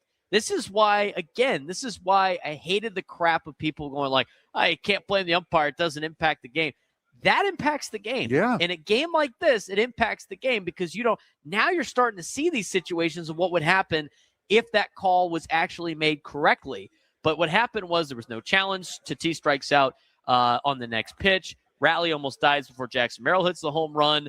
And it's a potentially game-changing strategic failure by the Padres. Again, they're learning how to do it, okay? Even if you had the 30 games. In spring training, how many times were people actually using the ABS? Not a lot. No. They weren't using it a lot. No teamwork. Why? Because they're worried about evaluating players more so than learning the strategies of the ABS. Is that wrong to do? Should they have learned into the ABS a little bit more? Maybe, but every team was doing the same thing when it came to that. And the other thing that Craig Stammen mentioned, I think it's interesting. I somewhat agree with it. You have to understand it's easy when you're sitting at home on the couch, watching it on television, going like, oh, why did he do that? These batters are tracking pitches. They're trying to go through their approach. They're thinking about situations. They have to decide instantly to challenge it. I mean, we've already seen somebody get ejected. Yeah, we saw the Twins manager get ejected against Baltimore because he was complaining that Baltimore took too long to challenge to play. There was one that happened, I believe, on opening day as well. So when you're in the box, when you go to make a challenge, that has to be your next baseball move. You can't then take a step back, adjust the gloves, and then tap. So your next move, if you want to challenge, you cannot move if you want the challenge to go through. Right. So that was one thing that we've seen. And we heard about it with Dave Fleming on Monday when we interviewed him, and we'll have Will Fleming, the Red Sox radio broadcaster, on with Scraby tomorrow. Dave Fleming said it's gotten exciting for the crowd too. I think it's fun. It I had a builds great up time that in the suspense. crowd. I had a great time in the crowd watching it. That's an unintended benefit of this. So if you do get those challenges right, you can snap the crowd right back into the game as well. And that's something 100%. that I don't think that these teams are factoring in, is that crowd advantage. You can snap a crowd back into a game on one of those calls. 100%. We're going to take a break. When we come back, we'll talk about the lineup. We'll talk about the lineup right now and what we've seen in the first 5 games, mixed with what the lineup is going to look like today. A little bit of change. We'll talk about it when we come back on the Braden Surprenant Show. San Diego Sports Station 97 through the Fan. The NFL offseason is heating up and the drama is getting real. Matt LaFleur is back with the Packers, but player survey suggests he's got a communication problem to fix if Green Bay wants to break their playoff ceiling. Meanwhile, the Lions are moving all-pro tackle Penei Sewell to the left tackle, hoping to stabilize the struggling line. Cowboys' George Pickens could leave town. Rams' Devontae Adams is staying put, but Puka Nacua faces off-field scrutiny. Over in New York, Odell Beckham Jr. is eyeing a return while the 49ers juggle Brandon Ayuk's massive contract and knee rehab. Across the league, one thing is clear. Leadership, communication, and buy-in might matter more than free agent signings in 2026. Who will get it right and who will fall short? The NFL offseason is heating up with coaching storylines, big player moves, and roster uncertainty as teams prepare for 2026. From Green Bay to San Francisco, here's what's making waves in the league. Let's start with Green Bay, Frank. Matt LaFleur got an extension through 2026, but received a B- in the NFL Players Association survey, citing respect for player concerns. This is interesting going into a season for Matt LaFleur where people thought he could be sent off, could be fired as the Green Bay head coach, but he needs to fix that problem if he wants to remain in Green Bay, especially if they finish the season like they did last year. Yeah, absolutely. Packers lost 5 straight to close out 2025 and continue to struggle with late game execution. LaFleur emphasized role clarity, communication, and buy-in as keys to snapping their playoff series, but it looks like he might not be leading the pack in that as far as what he wants out of his players. Now, I think the biggest question out of Green Bay right now, at least, can LaFleur adjust his leadership style to push the Packers beyond the first round, or is this just the ceiling with not only him, but also possibly Jordan Love as the quarterback of the Green Bay Packers. I don't know how many more years you can go with Matt LaFleur as the head coach at this point in time and not think that, oh, maybe we got to make somewhat of a change here in Green Bay. They've been successful, but like the ultimate goal is to win the Super Bowl. And if Matt LaFleur is not going to be able to guy that's going to get you through the playoffs with a highly competitive NFC conference, it's a lot easier to move on from a coach than it is to move on from a highly drafted franchise quarterback. I mean, if Jordan Love is good enough, I think, to win a Super Bowl for a team. And there's not a lot of those guys out there. So it's easier to go find another coach that might bring in some new life into the organization. I think this is a very telling year for Green Bay. I really do, because if they don't have success, LaFleur's got to be gone at the end of the season, especially with the Players Association survey not giving him a good grade based on his players saying he doesn't have respect for players, which I think is an interesting and also damning comment from the Players Association survey. Let's move on to Detroit with Sewell and being now a switch from right tackle to left tackle. He's an all-pro right tackle. Coach Dan Campbell is considering moving him to left tackle for 2026. He has prior left tackle experience, but has been mostly a right tackle in the NFL. Detroit is reshaping its offensive line after a disappointing 2025 season. Is Sewell's versatility enough to shore up the Lions' O-line, or is this the Band-Aid solution for a team that struggled in pass protection? I think it could be a little bit of both. The good news is he does have experience playing on the left side, and I know you, with your football coaching background, that you'd probably be able to describe a little bit more the complexities between playing on one side of the line as compared to the other. But if you think you can work with a good player that's on the right side of the line, if you think you can move him over, maybe to give room for somebody, maybe somebody you want to try to re-sign, is somebody you want to sign, try to bring up, it could very well help. But moving guys around like that does also seem like just a temporary solution as well.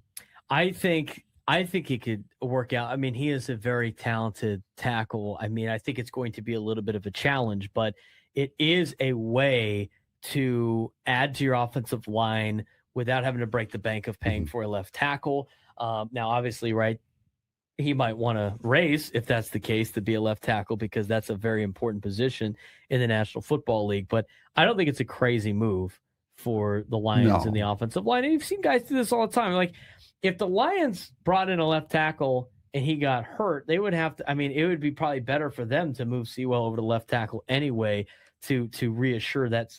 Company building. This is our Bill House studio for the day. We know how. Ecowater SoCal Padres pregame show with Sam Levitt will start at about 12:10 Pacific time. So get ready for Padres and Giants. We'll get a preview of that in our next segment. But we do want to talk a little bit about the Padres lineup. And if you haven't done so already, really appreciate if you guys could give us a like on the YouTube video today, whether you're watching on 97 to the Fans page or watching on the Braden Surprenant Show page. We are close to 1,000 subscribers on the Braden Surprenant Show.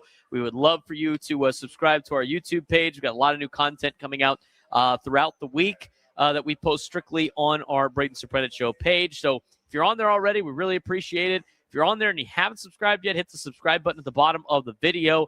You can also find it at 97.3 The Fan on YouTube, youtube.com/@973 The Fan. And underneath, you'll see all of our shows where it says our shows, and they will have subscribe buttons underneath all of those. And if you see the subscribe button, you're not subscribed yet. If you don't see it, that means you are. And we appreciate you guys doing that. Again, I think we're at 100 or 908 or something like that. So we're 92 away from our goal of 1,000 subscribers. We really appreciate if you guys could do that for us.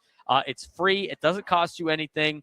And when you're looking for shows and you're looking for our shows specifically, and you go on YouTube with subscriptions and you hit the subscribe button, all that stuff populates already. You don't have to browse. You don't have to search for it. You can find us pretty easily when you search, when you subscribe to our YouTube page. So we really appreciate that. He's Frank Marchese. I'm Braden Surprenant. We're the Braden Surprenant Show, live and local each and every day from 10 to 2 on San Diego's #1 sports station, 97.3 The Fan. We're going to get into the Padres lineup here in just a second. Some changes today for the Padres. Find it very interesting, but I do want to mention, as Pittsburgh prepares to welcome the nation to the unofficial beginning of football season.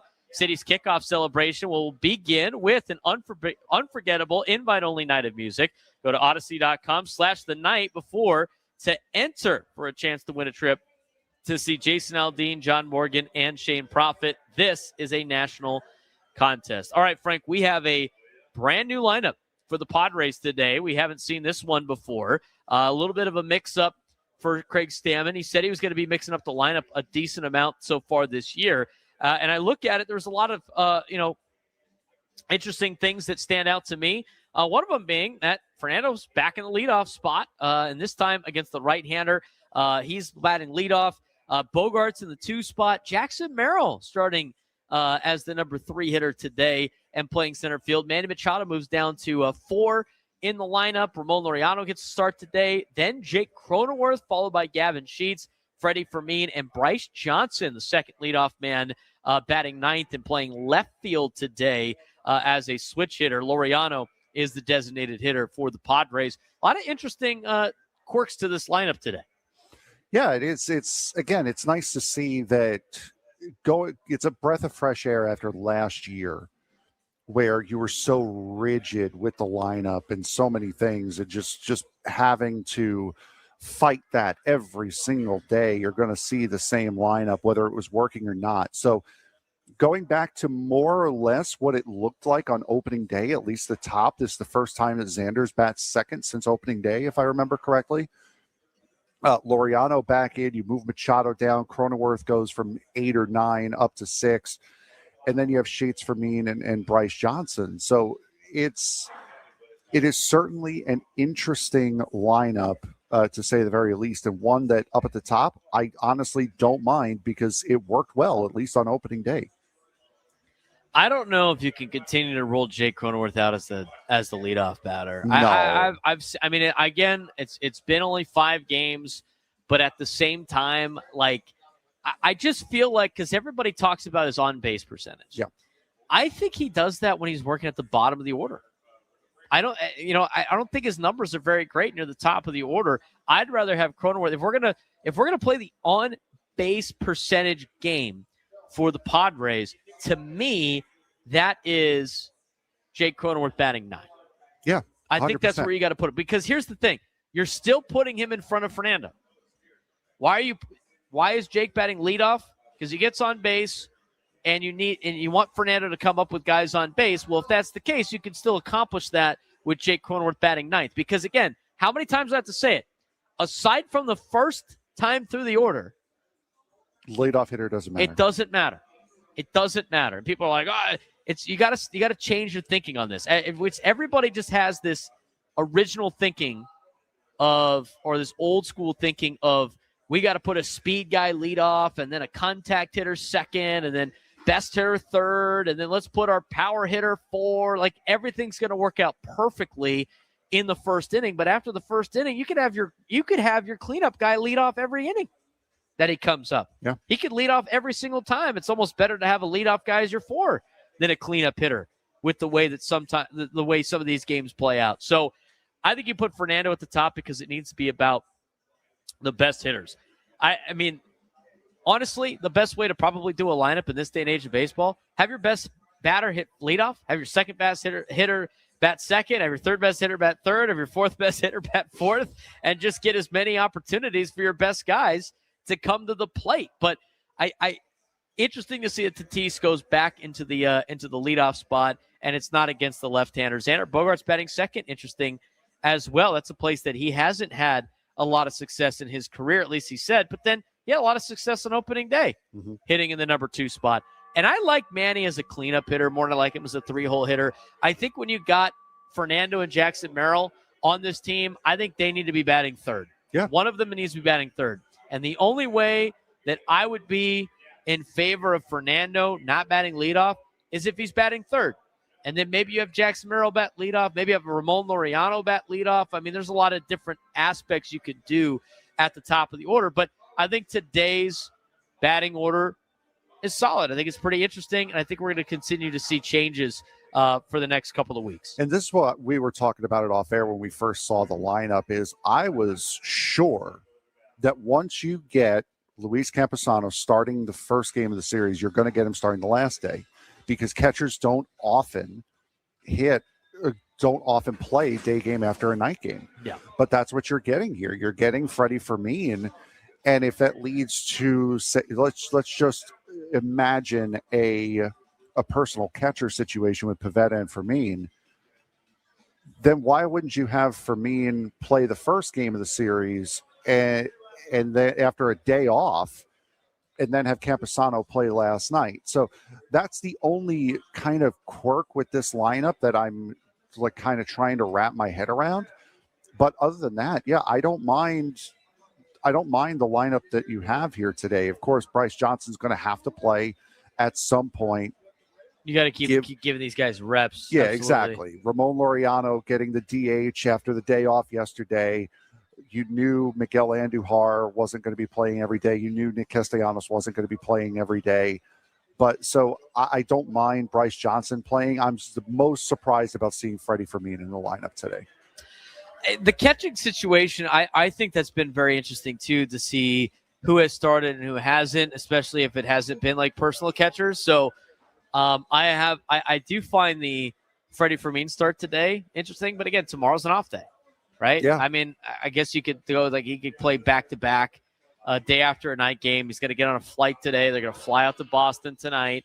They're going to have all day tomorrow in Boston to kind of chill and hang out, right, and get some rest. So I could see that a little bit. And maybe they think Camposano's going to catch Friday in Boston, and then he gets 2 days off. But yeah. I don't know what they're doing with the catching. Well, I don't even want to talk about the catching situation yet, because I'm going to let that play out a little bit. I also do think they're trying to give Camposano as much opportunity as possible 100%. to get a hit 100%. and to be a contributor on this team. I really believe that they're trying to get him comfortable and continuous at bats, so he doesn't fall into a slump, if you will. So that's the lineup today. Just to repeat the lineup again today.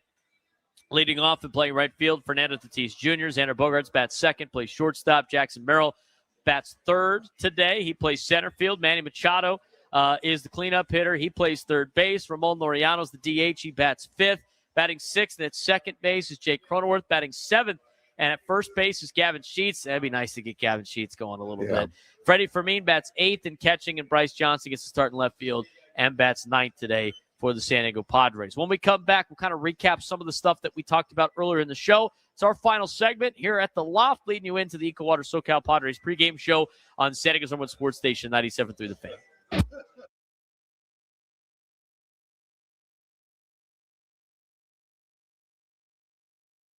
San Diego baseball just flipped the script. They're not chasing the Big West anymore. They're leading it. The Tritons just swept UC Davis on the road, now sit at 8-1 in conference and alone in first place. And it's not just wins, it's how they're doing it.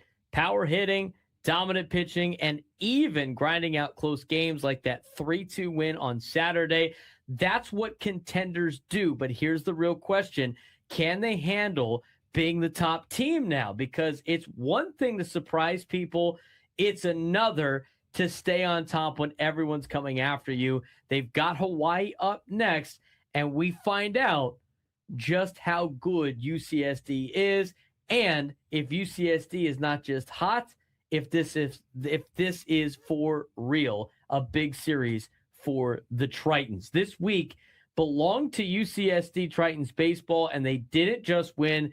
They took over the Big West as they swept the UC Davis Aggies on the road and improved themselves to 8-1 in conference play, and now moving into sole possession of first place. Yeah, absolutely. Friday set the tone, a 9-4 win behind a dominant outing from Steele Murdoch. 12 strikeouts, just 5 innings, nearly a program record, plus 3 home runs from a red-hot lineup. Then on Saturday, it showed a different side, a gritty 3-2 win where pitching and late execution really carried them in a game they probably don't win earlier on in this season. And Sunday just closed it right out. Didn't need to worry. A 9-5 win using patience at the plate, timely hitting, and clutch bullpen work to secure a UC Davis series sweep. The team is evolving, right? I mean, at the beginning of the season, it was, can they compete in the Big West? And now it's, are they the best team in the Big West right now? because they're not just winning. They're winning in multiple ways. They are getting the multi-homer games with their power hitting. They are getting elite strikeout pitching with the 16 strikeouts they had on Friday. They're getting situational execution, which was the Saturday grinded out win. That's what good teams do. That's what contenders do.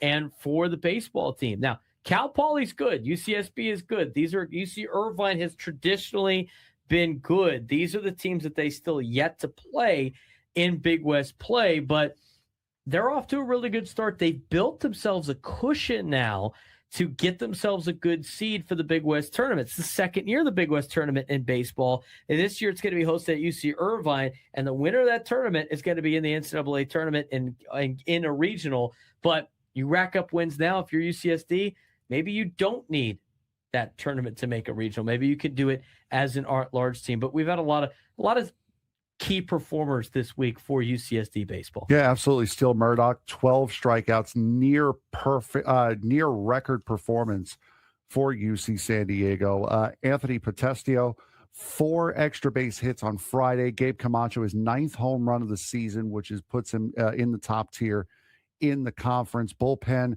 lockdown innings all weekend. It is a deep roster, and guys are stepping up every single game and doing it in different ways as well. On the other side, though, in softball, it's been kind of a tough stretch for the Tritons. They played Long Beach State over the weekend. They lost 6-5 on Friday after fighting back. They were swept in a Saturday doubleheader, 11-2 and 4-2, and they're now 2-10 in Big West play. And the biggest issue, of course, it seems to be a recurring theme, is closing games and stopping big innings. They've shown the fight.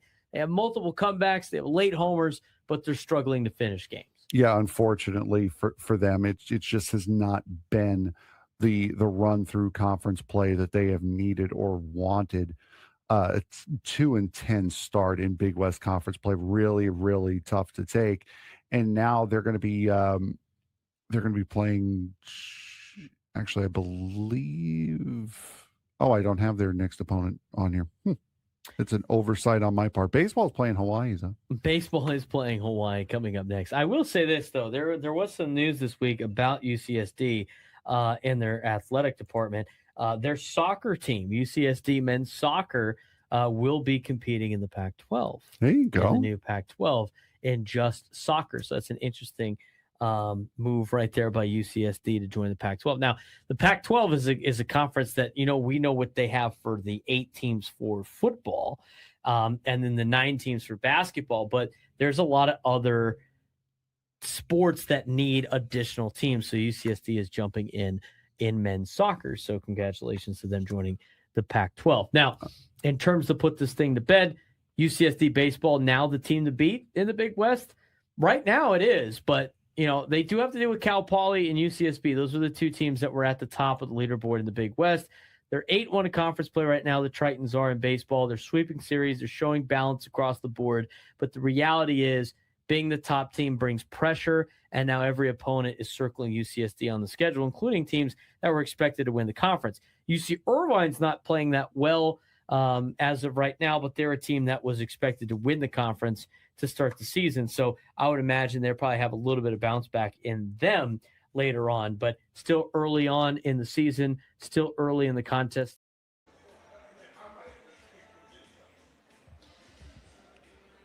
We might get to the new lunchtime hour today. Well, we will for like 5 minutes. Yes, we will. It's the final segment of the Braden Surprenant Show, live at the Loft up here at the 3rd deck of the Western Metal Supply Company building. Gates are open here at Petco Park.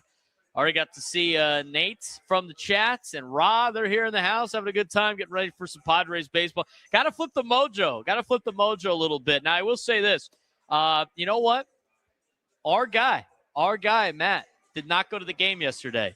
But somebody else went to the game yesterday, the Sportsplex manager that thinks he's got more experience than Craig Stammen. He's 0-4 this year.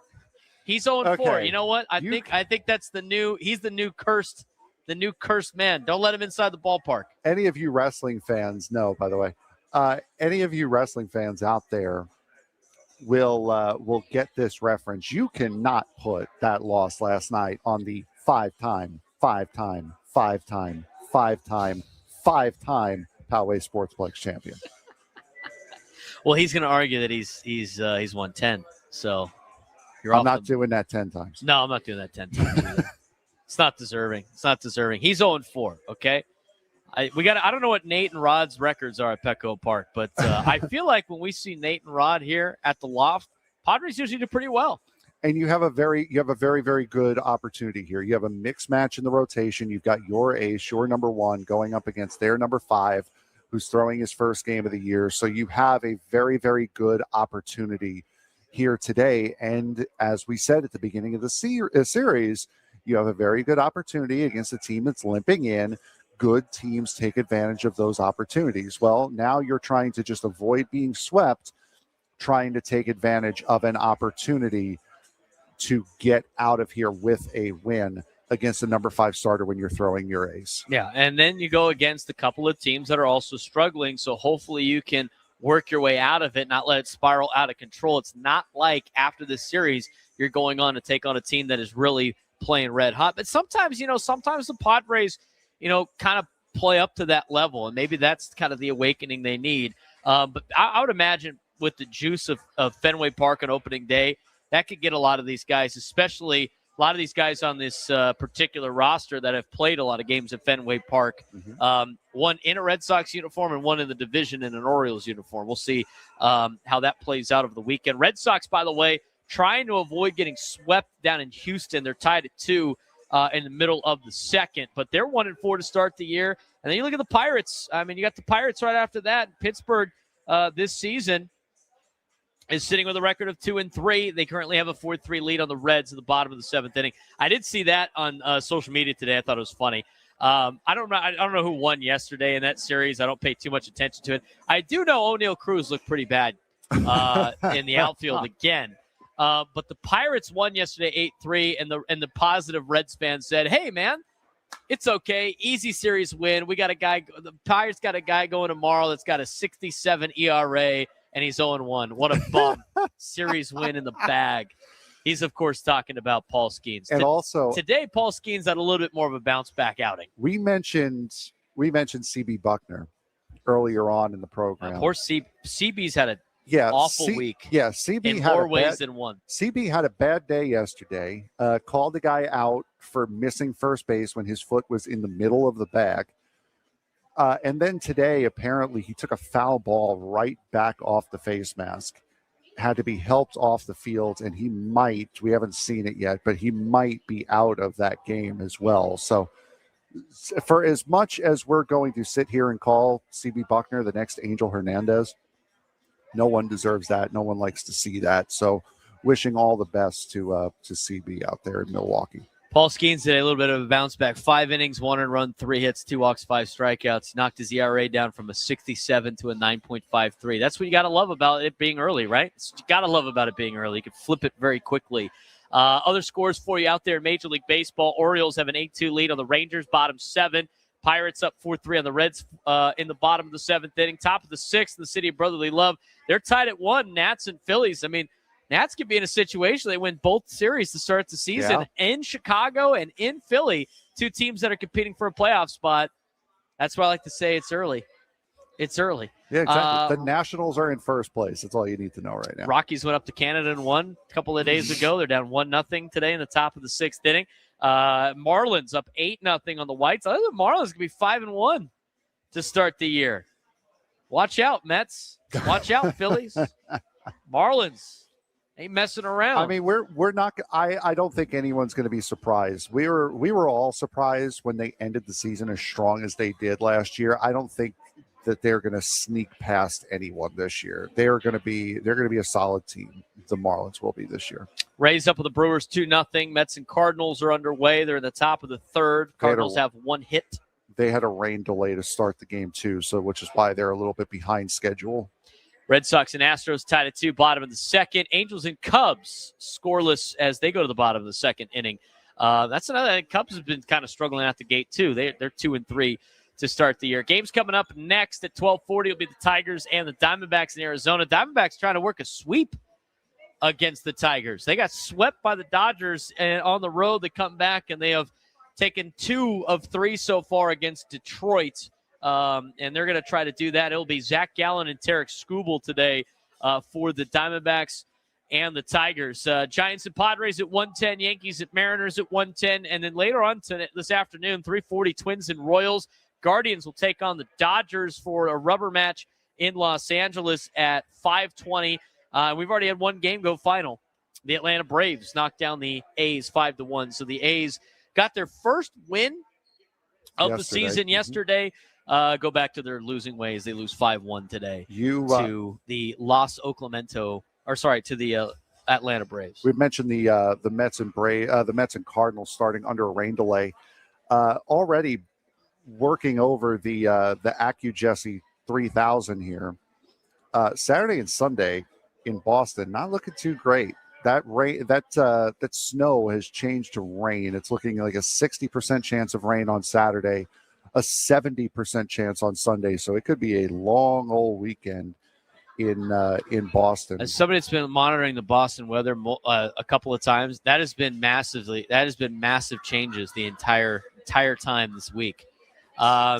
That game's late afternoon in Boston on Saturday. So it says early showers, so maybe in the morning. Misty in the morning, mostly partly cloudy on Friday, 45% chance of rain. Saturday, it says a couple of afternoon showers, a shower early, and then cloudy, 60% chance of rain on Saturday. Cloudy and breezy with PM rain on Sunday. That'll be a 70% chance of rain on Sunday. So if I may borrow the AccuJesse 3000 here, it's looking like it could be a miserable weekend in Boston as far as weather is concerned. Yeah, we'll see how that is. We'll see. As long as it's not snowing, I don't really care. Well, Thursday, so 64, 59, 63 Friday, Saturday, Sunday. 30s. That was in the 30s last week. Thursday, tomorrow is 40 and rain. Well, so I don't get there until the nighttime, so I don't care. Good luck with that. Not my worry at that point. Let's talk about this Padres team, kind of recap what we talked about today on the show. And I think it's a tale of two things right now. I think both things can be true. I think it's early noise. Yes. Because we're 5 games in. I also think it's bad baseball. I thought yesterday was bad baseball. Last night was the baseball. First night of really bad baseball. They lost 9-3 last night. The Padres did to the Giants. They're now 1-4 to start the season. It's their worst start since 2018. Yes, it's early, but also this has been objectively bad baseball.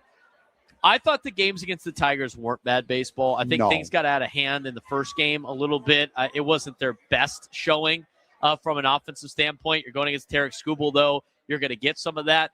I thought Friday was a decent game. Saturday, they played really well. Even Monday, they kept the game close. It would have been better to see the offense play a little bit better. But last night was just all around, top to bottom, bad baseball. And through 5 games, we mentioned this earlier on the show, the Padres are last in Major League Baseball in batting average with a 182 batting average. Second to last. They are last in Major League Baseball in OPS. Some of those stats were updated with the games today.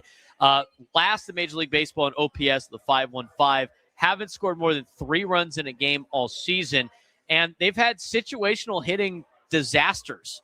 3 for 24 with runners in scoring position. Now, I will quote Tony Gwynn Jr. on this.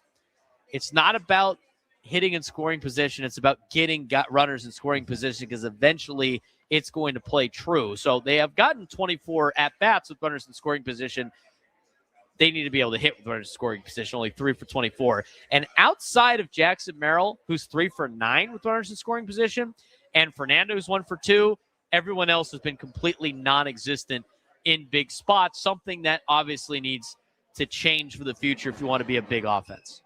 Yeah, for sure. And I think they need an offensive explosion here today. If you want to really quell concerns, I don't think winning a 2-1 game today is going to quell any of the concerns of the offense. They're going to need to put up 5 or more today, I think, in order to really start lessening the concerns of this offense. So they are under a lot of pressure today for just game 6 of the season. This lineup was supposed to be deep, contact heavy, situational. Instead, so far it's been empty, a little inconsistent, and not that clutch for the Padres through 5 games. So hopefully today it changes a little bit. We'll get back to the lineup here in a second. It's the final segment of the Braden Surprenant Show. Live from the Loft. We got people showing up now up to the Loft. here at the Western Metal Supply Company building, and some early cocktails in, get a nice little beer at the ballpark. Sun's starting to come out a little bit too. That's also really good news. So loving that. But when we look at the side of this Padres team and some of the downsides of the Padres and everything like that, we've seen some flashes with the pitching staff, but unfortunately too many early holes. Their problem is starting to give up early runs.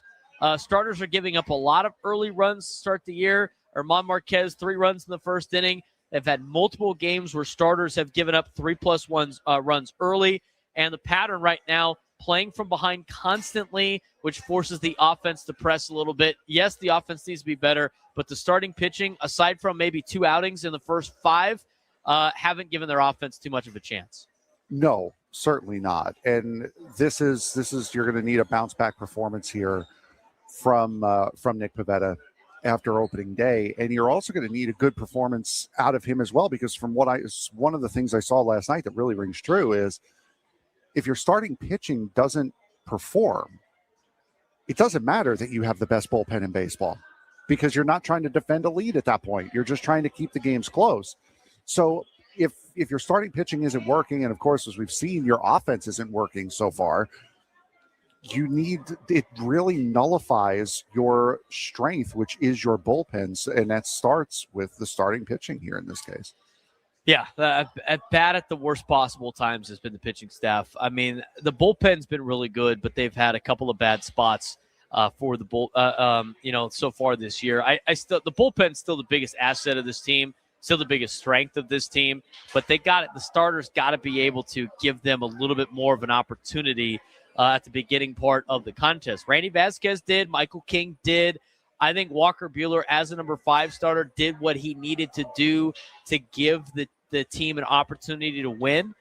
But those are 3 out of the 5, and it's really 2.5 out of the 5. It's really half of the starts have set you up for success this season, and you've capitalized on only one of them. Yeah, and that's that has been the biggest problem here so far this season, is just not being able to capitalize on mistakes. And this was a perfect opportunity. This series was a perfect opportunity to capitalize on a team that has had a big problem so far this season, scoring runs and getting hits.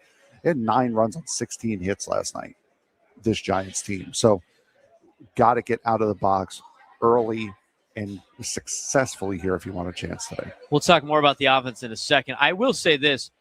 I've seen a lot of mistakes thrown to Padres hitters that have not been hit over the fence, or have not been crushed, have not been punished for the mistakes across the heart of the plate. So, and I've seen that for the last couple of years now, and I don't know how that ever changes, but you've got to be able to capitalize on mistakes by pitchers. And if the offense can't do that, it's going to be a long year for them. They have to be able to do that in order to be effective as an offense. Defensively, this is usually something we never have to talk about. The Padres have been really good defensively the last couple of years, at least at making some pretty good and impressive plays. What was it, 2 years ago that they went like the first 2 weeks of the season without committing an error? Well, here's the thing. Even though that a lot of these plays that I think are even more concerning are ones that are not even getting charged as errors. I mean, you look at some of the key moments last night. I mean, this is it was a sloppy defensive performance last night. Nick Castellanos, bad decision throwing to third with an extra base and a run scores in that game. And his throwing decisions in the outfield were not great. He's not a great outfielder to begin with. And that goes back to the giving Ramon Laureano a day off this early in the season. They played up at that point. They played 4 games. They had Sunday off. Yeah. Laureano's your everyday outfielder. He needs to be out there. And if he's not going to be out there, then it's got to be Bryce Johnson. It's got to be the reason why you have Bryce Johnson on this team, to be a spot starter and a defensive replacement in left field. I understand to an extent getting Nick Castellanos in the lineup, but to me, what Nick Castellanos brings to this team is he can still swing a bat for what you're paying him to do. Put him at DH. Yeah, he's a DH. He's going to be a DH. That's exactly where you're going to have to be in that particular situation. So I thought that was a bad decision. And defensively, Jackson Merrill has been a little hesitant out there in the outfield. He had that one drop in front of him. He had a bad read on, uncharacteristic for Jackson. And then the miscommunication with Fernando last night in the 6th inning. which ended up leading to a pretty big inning A for the San Francisco a Giants. sure-handed defenseman in Jackson Merrill Right. making a mistake with a platinum glove award winner out in right field. Right. That's not normal. I mean, you stay in the sixth inning. Kyle Hart, hesitation on the ground ball in the infield leads to an infield single. Inning extends in which they get 4 runs. Yeah. So these are all little things that they can fix. These are the little things you have to be able to take care of. These are the little things that you can control. These are the controllable things. When we do coach speak of got to be able to control the controllables, these are those things that we're talking about, and currently the Padres are not controlling them. No, they're not, and that's been a big reason as to why they're 1-4. It's not panic time yet. We're the calm, cool, rational show here. When we start to panic, I'm not panicking. yeah, when we start to panic, that's when you guys should start to panic. Right. And right now, we're not panicking. We're uncomfortable. We're moving around in the chair a little bit, but we're not in a full-time panic mode just yet. And the reality of the situation is here too. Like when we talk about this team, we started the segment off talking about it. I started my open today talking about it. The message on the show today is still, yes, it is early, but last night was bad baseball. Yeah, no, and that's you can't play baseball like you did last night and expect to win games and then give the it's early conversation. And what is that called? That's called holding your team accountable. 100%. Holding your team accountable is not fire Craig Stammen, trade Fernando, trade Manny. That's not holding your team accountable. Much in the same way as it's early, there's nothing wrong. That toxic positivity, that's not holding your team accountable. It's understanding the situation that you're in. Yes, it is early, but missteps like we had last night, that cannot happen again. Otherwise, that's going to lead to a lot of bad things this season. And the whole show today, we've been talking about the fact that last night was a collective failure. You couldn't really single out anybody to blame for last night's loss. You could mention that the offense has been struggling, but it was collective top to bottom, not a great night. And you can go back to Craig Stammen leaving Kyle Hart in. We talked about that earlier on the show, but you had a right-handed hitter, Willie Adames up, lefty Rafael Devers on deck. Stammen at that point in time, we believe that it probably should have gone to Bradley Rodriguez to start the 6th inning, not in the middle of the inning. And if you're going to have Hart start the inning, as soon as he gives up a hit or a base runner, Bradley's ready to go. That's what needed to be in place in the 6th inning. It wasn't. He had to battle his way through, and then the decision of, well, he's made it this far. We got to try to see if we can get Adames out because we want the lefty-lefty matchup with Devers. By that point, it's already too late. Adames gets an RBI knock, kind of changes the outlook of the game. Then you bring Bradley in to face the rest of the inning, couple more runs score, and instead of it being maybe at most a 1-run inning where you're chasing 2, you're now thinking that the game's out of hand. Yeah, no, exactly. And that's been the biggest point. And I said it a couple times on the show already is you spotted a 2-time reigning defending Cy Young Award winner, 4 runs in the first inning on opening day. You then went and spotted a Cy Young contender in the National League last night, 3 runs. Can't do that. No. You have to be able. The perfect start today for me right now, no runs in the first inning. That'd be nice. Probably a hit, maybe 2 in the bottom of the first inning to show that you have some life. And if you show that you have some life, this building's going to come up. They're going to get behind you. And if you should be able to feed off of that. We hear it all the time for the players. They feed off of your energy. You guys in the crowd, you guys have brought the energy all season long. But what they've done on the field has taken the wind out of the sails very, very quickly. They need to prove to you now that they are worthy of that support. We're going to talk about the rotation in just a little bit and some of the lineup decisions in just a little bit. Again, we're going to go through the Padres lineup today. I like the lineup today. I like the fact that Craig's tinkering with it a little bit.